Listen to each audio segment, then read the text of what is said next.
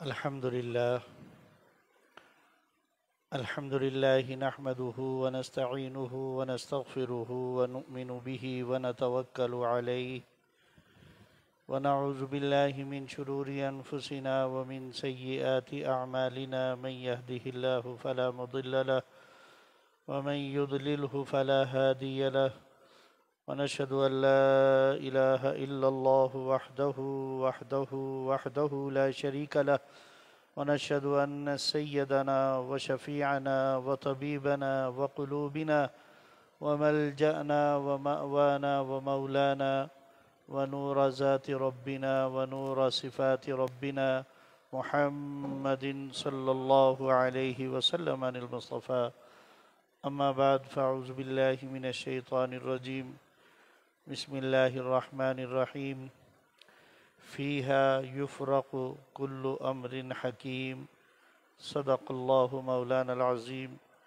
وصدق رسوله النبي الكريم ونحن على ذلك لمن الشاهدين والشاكرين والحمد لله رب العالمين۔ حمد و صلات کے بعد تمامی صاحبان سے میری درخواست ہے کہ میرے ساتھ مل کر بآواز بلند نبی کریم صلی اللہ علیہ وآلہ وسلم کی بارگاہ اقدس میں ہدیہ درود شاہ نذرانہ پیش فرمائیں۔ صلی اللہ علیک یا رسول اللہ وسلم علیک یا حبیب اللہ صلی اللہ علیک یا رسول اللہ وسلم علیک یا حبیب اللہ صلی اللہ علیک یا رسول اللہ وسلم علیک یا حبیب اللہ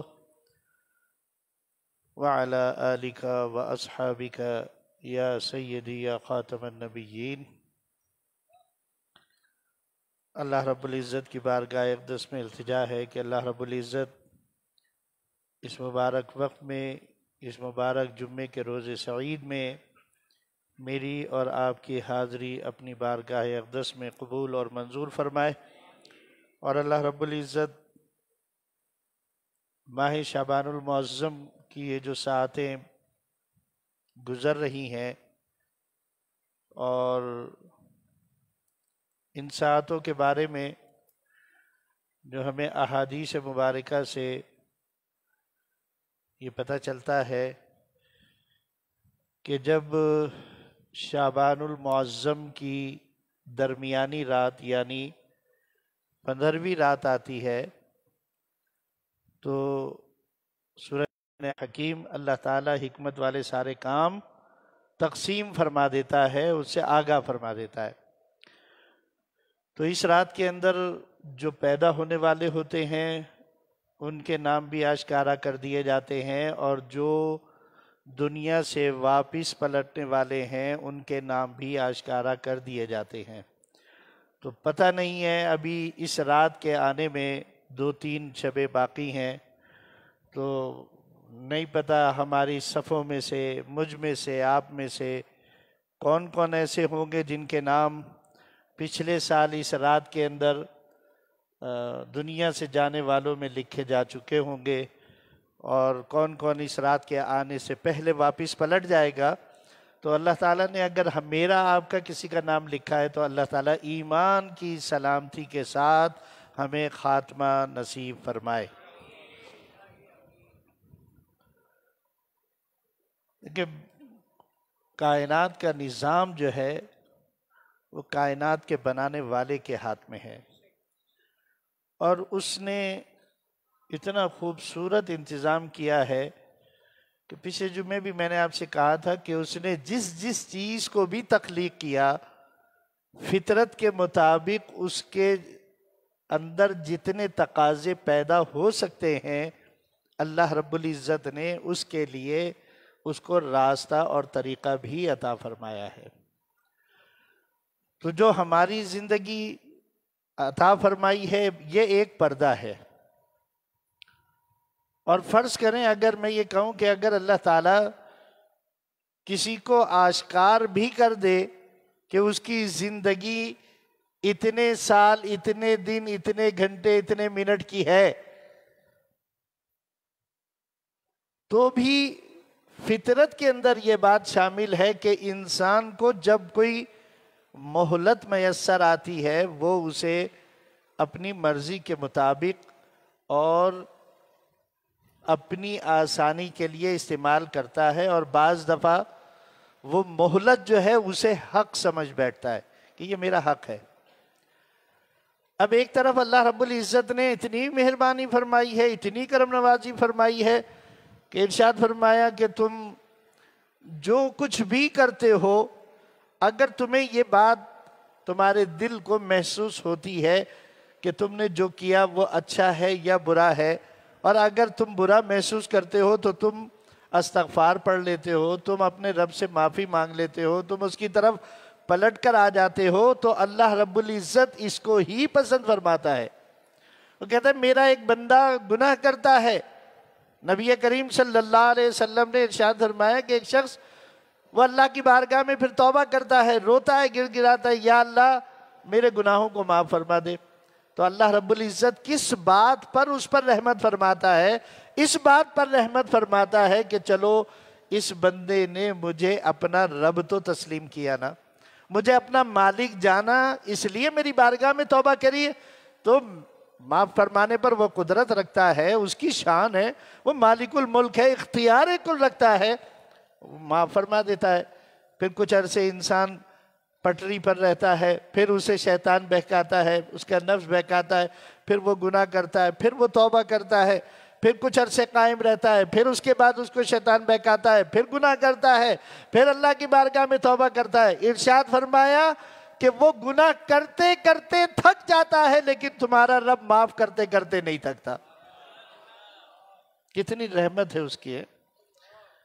وہ کہتا ہے تم بس وہ جو وقت ایک اس نے بتایا نا، اس وقت کے آنے سے پہلے پہلے تم توبہ کر لو، اور توبہ جس کی قبول کرتا ہے نا، اور کرنی ہوتی ہے جس کی توبہ قبول، اللہ تعالیٰ اسی کو توبہ کی توفیق عطا فرماتا ہے۔ یہ اس کی شان کے خلاف ہے کہ ایک بندہ اس کی بارگاہ میں آئے اور وہ استغفار کرے اور توبہ کرے، اور اللہ تعالیٰ اس کی توبہ کو قبول نہ کرے، تو یہ اس کی شان کے خلاف ہے۔ اس لیے توفیق ہی اس کو ملتی ہے۔ یہ حضرت مائی رابعہ بصری رضی اللہ تعالیٰ عنہ فرماتی ہیں، کسی نے سوال کیا تھا کہ سند کیا ہے توبہ قبول ہونے کی؟ کہنے لگی سند ہی یہ ہے، تجھے توبہ کی توفیق ملتی ہی جب ہے جب اللہ تجھے معاف کرنا چاہتا ہے، تو اسی وقت توبہ کرتا ہے جب اللہ تجھے معاف کرنا چاہتا ہے۔ تیرے اندر وہ جذبہ پیدا ہی اس وقت ہوتا ہے جب اللہ تعالیٰ معاف کرنا چاہتا ہے، ورنہ تو توبہ کرے اور اللہ رد کر دے، یہ کیسے ہو سکتا ہے؟ یہ اس کی شان کے خلاف ہے، یہ اس کی قدرت کے خلاف ہے۔ وہ توفیق ہی اس وقت دیتا ہے بندے کو جب وہ اپنے بندے سے محبت کرتا ہے، اسے معاف کرنا چاہتا ہے، تو اس کا میلان توبہ کی طرف کر دیتا ہے، اس کا دل توبہ کی طرف کر دیتا ہے، اس کی آنکھیں پرنم کر دیتا ہے۔ آنسو ایک نکلا نہیں، اللہ کہتا بس یہ بہانہ بن گیا مجھے اپنے بندے کو معاف کرنے کا، معاف کرنے کا بہانہ بن گیا، ایک آنسو نکل گیا اس کی آنکھ سے۔ حدیث مبارکہ میں نبی کریم صلی اللہ علیہ وآلہ وسلم نے ارشاد فرمایا کہ اللہ تعالیٰ فرماتا ہے کہ ایک تو حدیث یہ ہے کہ میری جہنم کی آگ کو اور اس کی گرمی کو، اس کی تپش کو کوئی چیز سرد کرنے والی نہیں سوائے توبہ کرنے والے کی آنکھ سے نکلنے والا آنسو، یا میری محبت میں نکلنے والا آنسو۔ اللہ نے جبریل علیہ السلام کو فرما رکھا ہے یہ جو آنسو میرے بندوں کے گرتے ہیں نا، میری محبت میں، یہ توبہ میں، انہیں جمع کر کے رکھنا، جب ضرورت ہوگی مجھے کہ میں جہنم کی آگ کو سرد کروں تو اس پانی کے علاوہ کوئی دوسرا پانی اس کو سرد کر نہیں سکتا۔ تو وہ حدیث مبارکہ میں فرمایا مکھی کے سر کے برابر ایک آنسو بس. گناہ کتنے بڑے بڑے ہیں، کیسے کیسے ہیں. اگر دنیا والوں پہ وہ آشکار ہو جائیں تو ہم سے نفرت کریں، ہم سے ملنا پسند نہ کریں، لیکن وہ مالک الملک جو ہمارے اوپر اختیار کل رکھتا ہے، وہ ہمارے بڑے سے بڑے گناہ کو معاف کرنے کے لیے بھی کتنی قیمت رکھی ہے کہ بس ایک آنسو بہا دو. بس اپنی آنکھ سے مکھی کے سر کے برابر ایک آنسو نکال دو. قسم کھاتا ہے اللہ رب العزت اپنے عزت و جلال کی کہ میں اس کے اوپر دوزخ کی آگ کو حرام قرار دے دیتا ہوں. میری محبت میں نکل جائے یا توبہ میں. اور توبہ بھی یا آنکھ سے آنسو کسی شدت کی تکلیف یا شدت کے غم کے احساس پر نکلتا ہے، ورنہ اتنی آسانی سے آنکھیں بہتی نہیں ہیں. بڑے بڑے لوگ دیکھے ہیں، بڑے بڑے سخت دل ہوتے ہیں. اور اس کا طریقہ بھی میں نے آپ کو ایک بتایا تھا اور وہ آج پھر دوہرا دیتا ہوں، کیونکہ رات ایک ایسی آ رہی ہے کہ جس میں وعدہ ہے اللہ رب العزت کا. اس نے وعدہ فرما لیا ہے، وہ خود اپنی قدرت کے مطابق حدیث مبارکہ کے الفاظ میں آسمان دنیا پر نزول فرماتا ہے، اتر آتا ہے نیچے. ہر رات میں بھی ہوتا ہے ایسا. وہ رات کے آخری پہر میں جس کو تہجد کہتے ہیں، اس وقت میں وہ ندا کرتا ہے، اپنے بندوں کی طرف رحمت فرماتا ہے، رحمت کی نظر فرماتا ہے. جو اس وقت اٹھتا ہے اور اس کی بارگاہ میں سر بر سجود ہو جاتا ہے، اس کی دعا کو وہ رد نہیں کرتا. قبولیت دعا کے اوقات میں سے. لیکن اس رات کی خصوصیت یہ ہے کہ وہ خود آفتاب غروب ہوتے ہی، سورج کے غروب ہوتے ہی آسمان دنیا پر جلال فرماتا ہے، اپنی شان کے مطابق تجلی فرماتا ہے. ارشاد فرماتا ہے کوئی جو مجھ سے اپنے گناہوں کی معافی مانگے میں اسے معاف کر دوں؟ ہے کوئی جو مجھ سے اپنی مشکلات کا حل مانگے میں اس کی مشکلات کو حل کر دوں؟ ہے کوئی ایسا جو اپنے لیے رزق میں کشادگی مانگے میں اس کے رزق کو کشادہ کر دوں؟ ضمناً ایک بات ذہن میں آ گئی، وہ بھی آپ کے گوش گزار کر دوں. اور وہ بات یہ ہے کہ رزق میں کشادگی، حدیث مبارکہ میں ارشاد فرمایا کہ جو اپنے اہل و عیال کے لیے اس دن رزق وسیع کرتا ہے، دسترخوان کو وسعت دیتا ہے، اسے دوسرے لوگوں نے عجیب عجیب انداز سے نام دے دیا اور عجیب انداز سے اس کے لیے کمنٹس پاس کرتے ہیں، علمان الحفیظ. میں جو بات آپ سے کہہ رہا ہوں، میں یہ کہہ رہا ہوں کہ آپ کا گمان آپ کے رب کے ساتھ میرے ساتھ نہیں ہے. میں آپ کو جو بات بتا رہا ہوں اس سے اگر گمان اور تعلق پیدا ہوگا تو وہ کس کے ساتھ پیدا ہوگا؟ وہ اللہ کے ساتھ پیدا ہوگا، وہ اپنے رب کے ساتھ پیدا ہوگا. اور رب کا یہ وعدہ ہے جو میرے ساتھ جیسا گمان کرے گا میں اس کے ساتھ ویسا معاملہ کروں گا. تو میرا بتانے کا مقصد یہ ہے، وہ جو چاہے کمنٹس کریں کہ لوگوں نے اس کو حلوے مانڈے بنانے کا، حلوے کھانے کا ذریعہ بنا لیا. اس کی حکمتوں کی طرف تو جاؤ. جو بھی کوئی حکم ہے اللہ اور اس کے رسول صلی اللہ علیہ وسلم کا، یا ہمیں اپنے پیشواؤں سے اگر کوئی عمل ملتا ہے تو اس کے پیچھے کوئی نہ کوئی حکمت تو پوشیدہ ہوتی ہے. اس حکمت کو جانے بغیر آپ کہہ دو کہ جناب اس کا کیا تعلق؟ اسلام کے بیشتر احکام ایسے ہیں کہ جن کی توجیہ آپ کی عقل قبول نہیں کرے گی. فرائض میں سے بتا رہا ہوں. آپ حج کے لیے جاتے ہیں، اللہ تعالی ہم سب کو حج کی سعادت نصیب فرمائے. جو لوگ حج کے لیے جاتے ہیں آپ مجھے بتائیے وہاں عمل کیا ہے، عبادت کون سی ہے؟ کوئی اللہ رب العزت نے فرمایا حج کرنے والا وہاں جا کر کے اتنے 100 یا 1000 نوافل پڑھے، یہ تسبیحات پڑھے، اتنے قرآن کی تلاوت کرے، اتنے صدقہ و خیرات کرے، اس کا حج ہو جائے گا؟ نہیں. حج کے جو اعمال ہیں، افعال ہیں، وہ تو عجیب ہیں، نرالے ہیں. وہ آپ مکہ کے شہر سے اٹھتے ہیں، 8 ذی الحج آتی ہے، ایک میدان میں جا کے جمع ہو گئے، مینا میں پہنچ گئے. کوئی خاص عبادت کسی حدیث سے، کسی قول سے، ہاں آپ کا ذوق ہر ایک کا علیحدہ علیحدہ ہے. ایسی جگہ پہنچ گیا ہوں تو اس کا کوئی لمحہ ضائع نہ ہو، پاکی اور بڑائی اپنے رب کی بیان کرتا رہا ہوں، سوائے تلبیح کے، لبیک کی پکار کے اور کوئی چیز نہیں ملتی. کہ مینا میں پہنچ گئے ہو تو اب اس رات کے اندر تم نے 100 رکعت نفل پڑھنے، یہ تسبیحات پڑھنی ہے، کرنا ہے. بزرگوں کے اپنے اقوال ہیں، ان کے اعمال ہیں، ان کے پیروکار اس کو کرتے چلے آئے ہیں، وہ علیحدہ. لیکن شریعت نے نہیں رکھا. شریعت نے سوائے تلبیح کے اور کوئی چیز نہیں رکھی.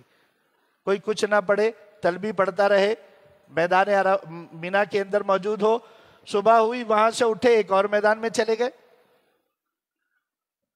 وہاں پر غروب آفتاب تک کا وقت بسر کیا. وہاں پہ بھی کوئی خاص عمل نہیں ہے، وہاں پہ بھی نہیں کہا کہ اتنے نفل پڑھنا، اتنی تسبیحات، اتنے قرآن کی تلاوت، فلانا ڈمکا. شریعت نے نہیں بتایا، اپنے ذوق کے اوپر ہے، کرتے رہو، استغفار کرو، توبہ کرو، اللہ کو راضی کرو. اور اگر کوئی کچھ بھی نہیں کرتا، شریعت نے ہم کو یہ بتایا کہ جو اس میدان میں اس دن پہنچ گیا، مغرب تک رکا اور پھر وہاں سے وہ نکل آیا، وہ کچھ کہے نہ کہے، معافی مانگے نہ مانگے، اللہ نے اس دن کے لیے، اس جگہ پہنچنے والوں کے لیے اپنی رحمت سے اپنے اوپر یہ مقرر کر لیا کہ اللہ اسے ایسا کر دیتا ہے جیسے ماں کے پیٹ سے ابھی پیدا ہوا. وہاں سے اٹھے، ایک اور میدان میں آ گئے جسے مزدلفہ کا میدان کہتے ہیں. وہ رات کہتے ہیں حاجیوں کے لیے جو حج کرنے جاتے ہیں، ان کے لیے شب قدر سے بھی افضل رات ہے مزدلفہ کی رات. تھکا ہارا ہوتا ہے بندہ، کھلے آسمان تلے لیٹا اور سو گیا، مغرب عشاء کی نماز پڑھی. بس میں کہتا ہوں اللہ رب العزت نے جتنا بھی موقع دیا، میں نے جب بھی کبھی مزدلفہ کی وہ رات بسر کی، اپنی زندگی کی سب سے اچھی رات اس رات کو پایا ہے. چاہے غفلت کی نیند سویا ہوں، لیکن اللہ کا انعام بندے کے اوپر ہوتا ہے نا، اللہ کی رحمت اس کی طرف ہوتی ہے، اللہ کی نگاہیں اس کی طرف ہوتی ہیں. یہ میرا بندہ میرے لیے تک کیسے میدان میں سے وہاں سے آیا، کھلے آسمان تلے، زمین کے اوپر کوئی بستر نہیں ہے، کوئی نرم گرم گدا نہیں ہے اس کے پاس، وہ روڈ کے اوپر، کنکروں کے اوپر وہ لیٹا اور آسمان، کھلے آسمان تلے، اور اس کو نیند نے اپنی آغوش کے اندر لے لیا. وہ صبح اٹھا، اس نے نماز پڑھی، اللہ نے فرمایا اس نے ساری رات عبادت کری ہے، میں اس کو شب قدر سے بڑی رات گزارنے کا ثواب عطا فرماؤں گا. بتائیے کیسا انعام ہے وہ. تو میں یہ بات اس لیے عرض کر رہا ہوں کہ عقل میں نہیں آتی. ہم مسلمان ہیں، ہمارے لیے تو ہر ایک عمل عبادت ہے، ہر میدان میں جانا عبادت ہے، ہمارے دل کی تمنا ہے. ہم تو دعا کرتے ہیں اللہ کریم آج بھی ان حالات کو تبدیل فرما دے، اپنے بندوں کے لیے حج اور عمرے کے دروازے اللہ تعالیٰ کھول دے. اب یہ ہماری بدعمالیوں کا نتیجہ ہے، چاہے وہ کورونا سبب بنے یا کچھ بھی سبب بنے، موت تو ہر جگہ آنی ہے اور ہر ایک کے لیے جو وقت مقرر کیا اس وقت آئے گی. لیکن ہماری بدعمالیوں نے اور ہماری ناشکریوں نے، کیونکہ اللہ نے قرآن میں یہ ارشاد فرما دیا ہے لَإِن شَكَرْتُمْ لَأَزِيدَنَّكُمْ، شکر ادا کرو کہ نعمتوں میں اضافہ کروں گا، ناشکری کرو گے، نافرمانیوں میں مبتلا ہوگے، نعمتیں چھین لوں گا، نعمتیں چھن جائیں گی. پھر تو یہ نعمت کا چھن جانا ہے، یہ کوئی معمولی بات نہیں ہے. اس کا احساس کریں، رویا کریں اللہ کی بارگاہ میں. ہم اتنے برے ہو گئے، تو نے اپنے گھر کا، اپنے حرم کا دروازہ ہمارے لیے بند کر دیا، ہم وہاں نہ آ سکیں، ہم وہاں آ کر توبہ نہ کر سکیں. اتنے برے ہو گئے ہم لوگ. اپنی برائیوں کا، اپنے گناہوں کا احساس کریں، گڑ گڑائے روئے اللہ کی بارگاہ میں، اے اللہ اب ہمارے لیے اس گھر کے دروازے کھول دے، اپنے فضل سے اس گھر کے دروازے. ہمارے پیارے آقا علیہ السلام کا روضہ مبارک مدینہ طیبہ ہم لوگوں کے لیے بند کر دیا گیا. یہ آنکھیں جو ترستی ہیں، جو جا کر کے وہاں پر سکون اور قرار پاتی تھیں، وہ دروازے آج امت مسلمہ کے لیے بند ہو گئے. یہ چھوٹا عذاب ہے، یہ بہت بڑا عذاب ہے. یہ الارمنگ ہے اللہ کی طرف سے بندوں کو کہ اب بھی سنبھل جاؤ. یہ ہماری بدعمالیوں کا نتیجہ ہے. تو بات گفتگو یہ چل رہی تھی کہ ایسی رات آنے والی ہے جس میں اللہ تعالیٰ بندوں کے گناہوں کو معاف کرے گا. اور بات آئی تھی کہ جی وہ کہتے جی انہوں نے تو حلوے مانڈے کا ایک ذریعہ بنا لیا، حلوہ پکاتے ہیں، فلانا کرتے ہیں. تو پہلی بات تو یہ ہے کہ حلال چیز اگر ہے اور حلال مال سے بنائی جائے تو شریعت نے کہیں نہیں منع کیا کہ اس دن نہ بنانا، اس رات میں نہ بنانا، اس رات کو نہ کھانا، اس دن نہ کھانا، شریعت نے کہیں نہیں۔ ممنوعات اصل نقطہ سمجھ لیجئے گا، جو کہے کہ یہ شرک ہے، بدعت ہے، کہنا بتا دو، حدیث میں دکھا دو کہ لکھا ہوا ہو۔ اس لیے کہ شریعت نے ممنوعات بیان کر دیے کھول کھول کر، کہا اس کے علاوہ جو کچھ ہے سب جائز ہے۔ جائز کاموں کی فہرست زیادہ ہے، ناجائز کاموں کی فہرست کم ہے۔ تو شریعت کا اصول کیا ہے؟ ناجائز کاموں کو بیان کر دیا جائے، جو جو چیز غلط ہے اسے بیان کر دیا جائے، اس کے بعد جو کچھ ہے اس کے علاوہ وہ سب جائز ہے۔ تو کہاں لکھا ہے بھائی؟ پہلی چیز۔ دوسری چیز، اور یہ صرف اس کے لیے نہیں، کسی بھی چیز کے لیے جب بھی کوئی آپ سے کہے یہ جائز نہیں ہے، یہ بدعت ہے، یہ فلانا ہے، کہنا بھائی لکھا ہوا دکھا دو، کہاں منع کہاں لکھا ہے؟ اگر منع نہیں لکھا تو وہ کام جائز کام تصور کیا جائے گا، اور جو چیز منع ہے اسے شریعت نے بتا دیا کہ یہ کام نہیں کرنا، یہ کام ناجائز ہے، وہ ناجائز ہے۔ تو پہلی چیز۔ دوسری کیا بات ہے اس میں حکمت؟ اس دن جو لوگ اپنے دسترخوانوں کو وسیع کرتے ہیں، اللہ تعالیٰ رزق کے ایک ایک ذرے کے بدلے میں ان کے رزق میں خیر و برکت سال بھر عطا فرماتا ہے۔ تو اب جب کسی نے یہ بات پڑھی ہوگی تو اس نے سوچا ہوگا کہ کھانے میں ایسا کون سا کھانا ہو سکتا ہے کہ جس میں ذرات زیادہ سے زیادہ ہوں۔ میں یہ وہ حکمت بتا رہا ہوں جو حکمت آپ کو اکثر لوگ حکمت نہیں بتاتے، حکم بتا دیتے، معاملہ بتا دیتے، یہ کر لو بس۔ ارے بھائی کر لو، اس کے پیچھے حکمت کیا ہے؟ یہ اس دن حلوہ پکانے کی حکمت کیا ہے؟ آپ نہ بناؤ، گناہ تھوڑی ہے۔ جو نہیں بناتے وہ گناہ نہیں کرتے، لیکن جو بناتے ہیں وہ اپنے رزق میں وسعت کے اسباب پیدا کرتے ہیں کہ وہ سب سے زیادہ ذرات حلوے کے اندر ہوتے ہیں۔ سوجی ہوتی ہے، بنتی ہے، سب سے زیادہ کھانے کے اگر ذرات اگر آپ دیکھیں تو کھانے کے ذرات حلوے کے اندر ہوتے ہیں۔ اس لیے کہا کہ حلوہ پکا لو، کھانے کے ذرات زیادہ ہوتے ہیں۔ اللہ کا وعدہ سچا ہے، اس نے فرمایا آج کے دن یعنی 15 شعبان کے دن یا 15ویں رات میں جو لوگ اپنے دسترخوان کو وسعت دیتے ہیں، اللہ تعالیٰ اس کھانے کے ایک ایک ذرے کے بدلے میں سال بھر ان کے رزق کے اندر خیر و برکت عطا فرماتا ہے۔ تو یہ حکمت ہے۔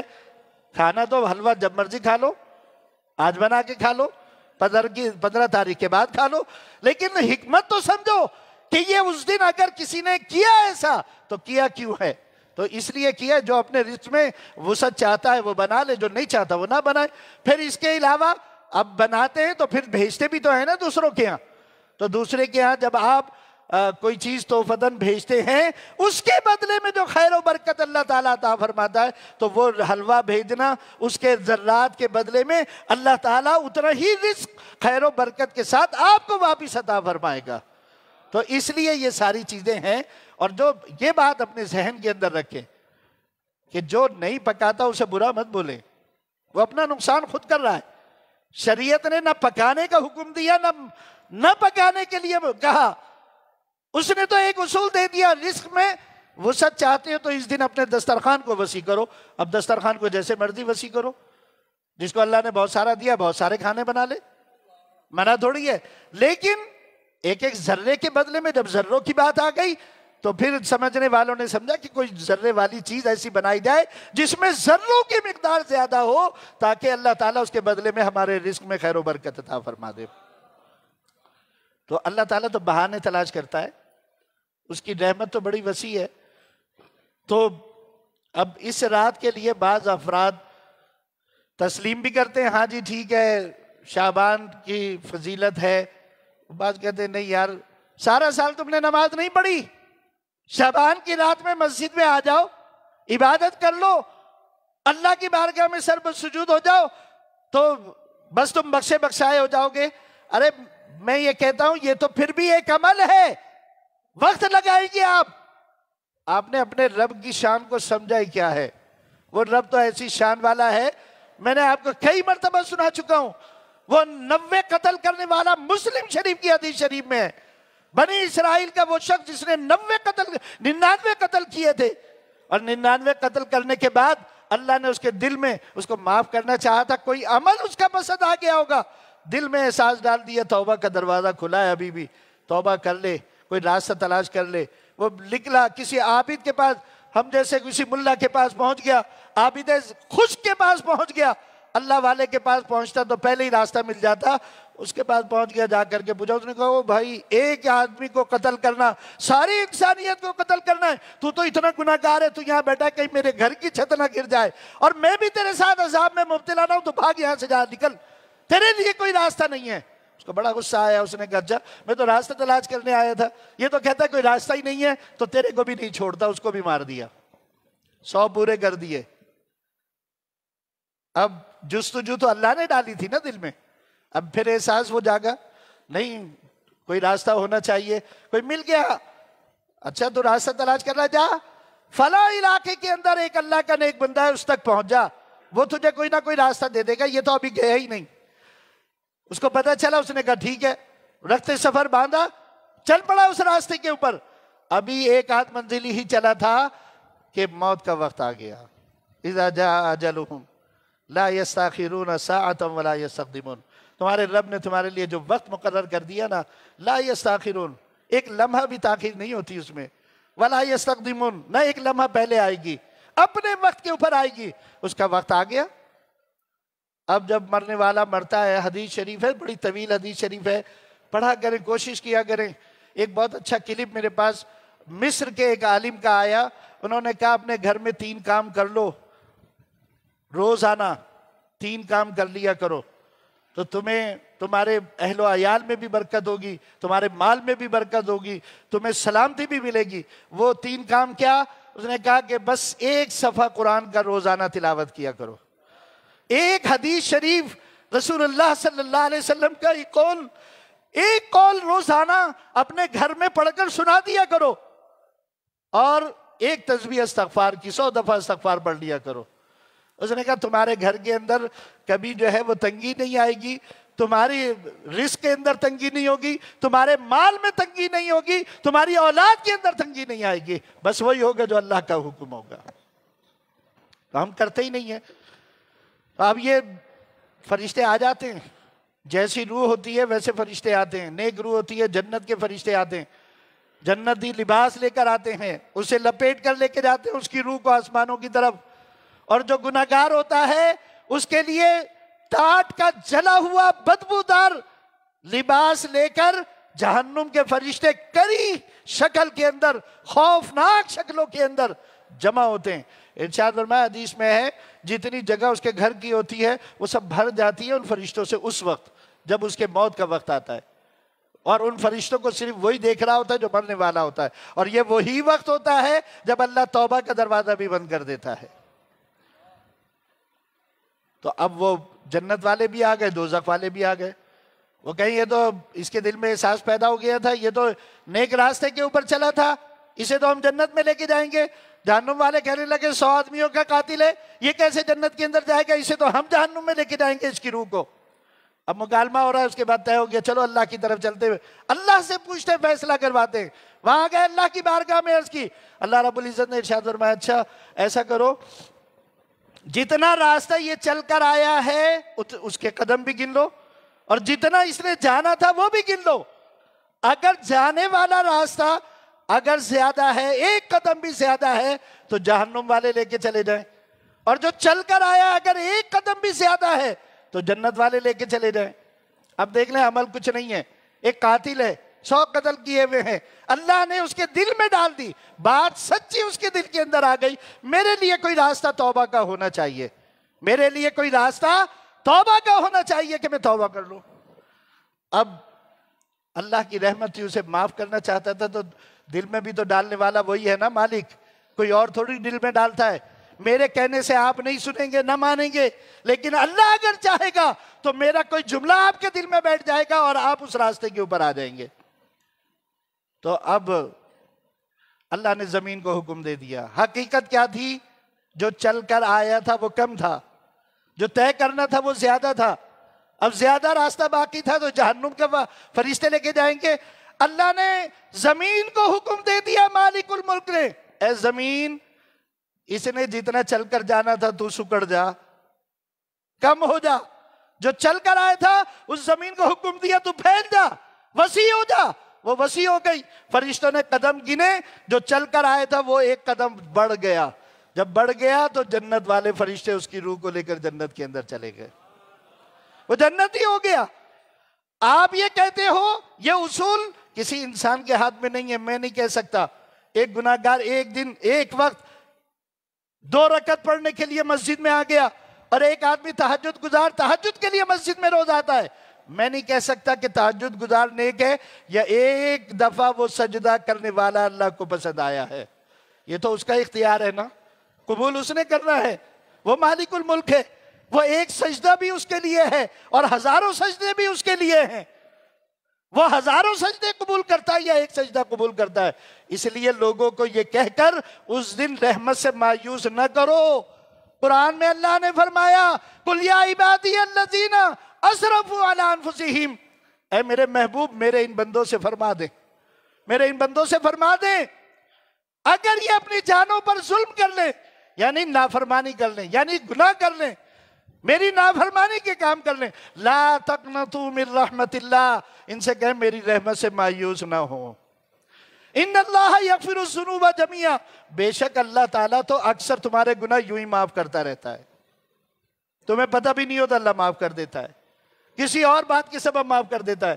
تو یہ شعبان کی رات آ گئی، درمیانی رات جسے ہم شب برات کہتے ہیں، نجات کی رات کہتے ہیں۔ ہو سکتا ہے اللہ کا کوئی ایک بہت ہی گناہگار آئے اور وہ ایسا اللہ کو پسند آ جائے اس کے سجدہ کرنا کہ اللہ تعالیٰ یہ ارشاد فرماتے کہ میں تو صرف اس بندے کو قبول کروں گا اور اس کی وجہ سے جتنے ہوں گے ان سب کی عبادت کو قبول کر لوں گا، وہ مالک الملک ہے، اس سے تو یہ گمان رکھنا چاہیے۔ یہ جو سال میں ایک مرتبہ اگر مسجد میں آیا تو اللہ نے توفیق دی ہے نا اسے، وہ اللہ ہی کی بارگاہ میں آیا ہے، وہ اللہ کو راضی کرنے کے لیے آیا ہے، وہ یہ سوچ کر آیا ہے کہ یہ شب برات ہے، یہ نجات کی رات۔ ہاں نماز پڑھنی چاہیے، یہ نہیں کہہ رہا کہ سال بھر نہ پڑھو بس شب برات میں آ جاؤ، ایسا نہیں ہے، میرے کہنے کا مقصد یہ نہیں ہے، لیکن میں یہ بھی نہیں کہہ رہا جس طرح وہ لوگ کہتے ہیں کہ جناب سال بھر نماز نہیں پڑھی شب برات میں آ گئے تو کیا ہوگا، ارے تمہیں کیا پتا وہ ایک سجدہ ہی اللہ اس کا قبول کر لے، وہی اس کو ہدایت دینے پر قدرت رکھتا ہے، اس کے دل کو پھیر دے، اور یا پھر وہی ایسا نیک ہو جائے کہ اسی کی وجہ سے اللہ کی رحمت باقی سب کے اوپر متوجہ ہو جائے۔ حضرت موسیٰ علیہ السلام کا نہیں پڑھا آپ نے واقعہ؟ قحط پڑ گیا، بارش نہیں ہو رہی، موسیٰ علیہ السلام نے اللہ سے کہا باری تعالیٰ بارش نہیں ہو رہی، جانور بھی مر رہے ہیں، خشک سالی سے رحم کر دے کچھ۔ اللہ نے فرمایا موسیٰ سب کو لے کر ایک کھلے میدان میں آؤ اور پھر توبہ کرو۔ اب موسیٰ علیہ السلام نے سب کو کہلوا دیا، لوگ جو چھوٹے بڑے عورتیں مرد بچے جانور لے کر اس میدان میں آ گئے، اب توبہ کر رہے ہیں، کوئی اثر نہیں ظاہر ہو رہا۔ باری تعالیٰ کیا ہو گیا؟ کہا اے موسیٰ تمہارے اس مجمع میں ایک اتنا میرا نافرمان اور گناہگار بندہ بھی موجود ہے کہ جس کی وجہ سے میری رحمت تمہاری طرح متوجہ نہیں ہو رہی، جب تک وہ اٹھ کر نہیں جائے گا اس مجمع سے نکل کر ہم تمہاری توبہ نہیں قبول کریں گے۔ حضرت موسیٰ علیہ السلام نے اعلان کر دیا بھائی کون ہے ایسا؟ اللہ فرماتا ہے ایک بہت گناہگار ہے جس کی وجہ سے میں رحمت نہیں کر رہا، وہ اٹھ کے جائے گا تو کروں گا۔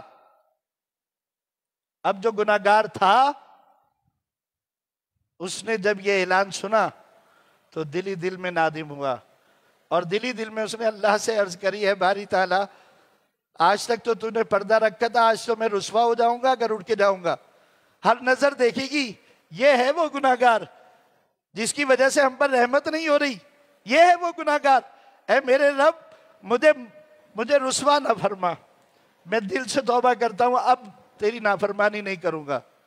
بس اتنی بات تھی، بادل گھر کر آئے، ابھی کوئی اٹھ کے بھی نہیں گیا، بارش ہونی شروع ہو گئی۔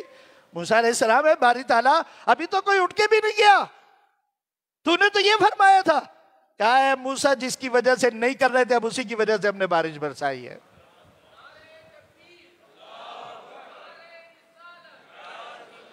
جس کی وجہ سے نہیں کر رہے تھے بارش اب اسی کی وجہ سے ہم نے بارش نازل فرمائی ہے. کہا باری تعالیٰ تو اس کو بد دکھا دے. اب کہا جب وہ برا تھا جب نہیں اس کو رسوا کیا اب کیا رسوا کروں میں اسے کہ یہ تھا وہ جس کی وجہ سے نہیں برس رہی تھی اور جس کی وجہ سے اب بھی ہم ہی پردہ رکھیں گے. تو بھائی کیا پتا مسجد میں آ کر شب برات میں کوئی ایک گناہگار اللہ کی بارگاہ میں حاضر ہو گیا اور اس نے دل سے ایک آنسو توبہ کر لیا اور ایک آنسو نکال دیا اللہ کی بارگاہ میں. نہ معلوم اس کو ہی نہیں اللہ اس کی وجہ سے جتنے لوگ وہاں پر موجود ہو اللہ ان سب کی مغفرت اور بخشش فرما دے. اس لیے کہ وعدہ تو ہے اس دن اس رات میں تو یہ ہے بس آ جاؤ. ہے کون جو معافی طلب کرتا ہے میں معاف کر دوں. تو جو آئے گا گھر سے چل کے کس نیت سے آئے گا؟ آئے گا کس کے گھر میں؟ آئے گا کہاں عبادت کے لیے؟ ارے اللہ کی بارگاہ میں آ رہا ہے اللہ کے گھر میں آ رہا ہے.